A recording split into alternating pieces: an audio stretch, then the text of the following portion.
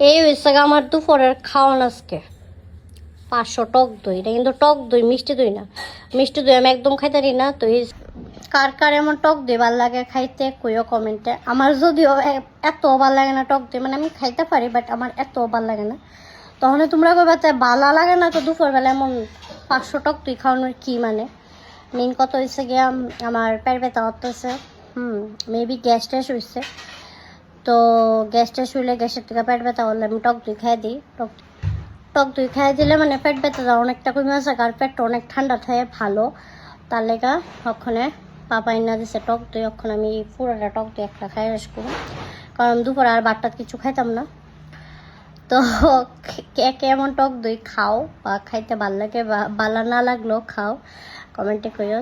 চলো আমি এখন আমার কি কয় লাঞ্চ কমপ্লিট করি।